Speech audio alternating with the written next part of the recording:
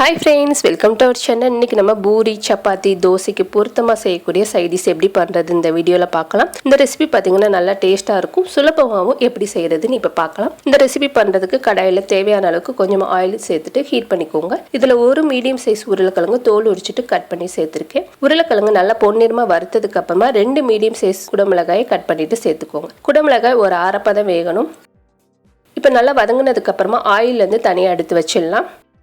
தனியாக எடுத்து வச்சதுக்கு அப்புறமா அதே எண்ணெயில் 2 மீடியம் சைஸ் பெரிய வெங்காயம் கட் பண்ணிட்டு சேர்த்துருக்கேன். வெங்காயம் நல்லா கண்ணாடி பதம் வர வரைக்கும் வதக்கிடலாம். வதங்கினதுக்கு அப்புறமா இது கூட 2 மீடியம் சைஸ் தக்காளி கட் பண்ணிட்டு சேர்த்துக்கோங்க. இந்த காய் எல்லாமே கியூப் ஷேப்பில் கட் பண்ணிக்கோங்க. நம்மளுக்கு முழுசாக அப்படியே இருக்கணும், அதனால தான் இந்த ஷேப்பில் கட் பண்ணிவிட்டு நல்லா அரைப்பதம் வர வரைக்கும் வதங்கினதுக்கு அப்புறமா இதை எடுத்து தனியாக வச்சிடலாம். இப்போ அதே எண்ணெயில் 2 பச்சை மிளகா கட் பண்ணிட்டு சேர்த்துருக்கேன். ஒரு மீடியம் சைஸ் பெரிய வெங்காயம் நல்லா பொடியாக கட் பண்ணிவிட்டு லைட்டாக வதக்கிடலாம்.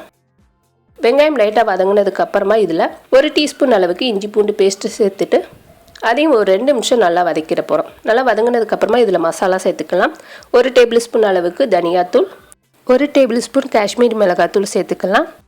இது கூட அரை டீஸ்பூன் அளவுக்கு ஜீரகத்தூள், 1/4 டீஸ்பூன் அளவுக்கு மஞ்சத்தூள் சேர்த்துட்டு மசாலா நல்லா மிக்ஸ் பண்ணி விட்டுருங்க. ஒரு 2 நிமிஷம் நல்லா கலந்ததுக்கு அப்புறமா இது கூட ஒரு 4 டேபிள் ஸ்பூன் அளவுக்கு ஃப்ரெஷ்ஷான தயிர் சேர்த்துக்கலாம். நல்லா புளிப்பு இல்லாத தயிராக பார்த்து எடுத்துக்கோங்க.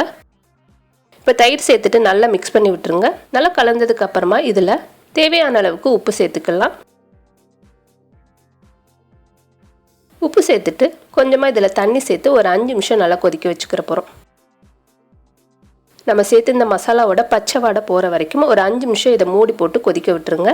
இப்போ பார்த்தீங்கன்னா நல்லா கொதிச்சிடுச்சு. பார்த்தீங்கன்னா எண்ணெய் பிரிஞ்சு வந்திருக்கு. இந்த அளவுக்கு கொதிச்சதுக்கு அப்புறமா இதில் நம்ம வேக வச்ச காய் எல்லாமே சேர்த்துக்கலாம். இப்போ வதக்கின காய் எல்லாமே சேர்த்துக்கோங்க.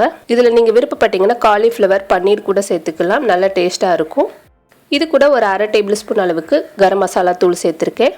ஒரு அரை டீஸ்பூன் அளவுக்கு வெந்தயக்கீரை, காய்ந்த வெந்தய இலைகள் சேர்த்துக்கோங்க. சேர்த்துட்டு நல்லா இதை மிக்ஸ் பண்ணி விட்டுருங்க. நல்லா கலந்ததுக்கு அப்புறமா இதில் இன்னும் கொஞ்சம் தண்ணி சேர்த்துக்கலாம். தண்ணி சேர்த்துட்டு இது மூடி போட்டு ஒரு 10 நிமிஷம் கொதிக்க வச்சிட்டிங்கன்னா டேஸ்டியான நம்மளோட சைட் டிஷ் ரெடி ஆகிடும். பூரி சப்பாத்தி தோசை ஒயிட் ரைஸ் கூட வச்சு சாப்பிட்லாம், நல்லா டேஸ்ட்டாக இருக்கும். இதுக்கு மேலே கொஞ்சம் கொத்தமல்லி சேர்த்துட்டு நம்ம இறக்கிடலாம். சப்பாத்தியோடு வச்சு சாப்பிட போகிறேன். நீங்களும் கண்டிப்பாக ட்ரை பண்ணி பாருங்கள். இந்த வீடியோ உங்களுக்கு பிடிச்சிருந்துச்சுன்னா லைக் பண்ணுங்கள், ஷேர் பண்ணுங்கள். மறக்காமல் நம்மளோட சேனலுக்கு சப்ஸ்கிரைப் பண்ணுங்கள். தேங்க்யூ.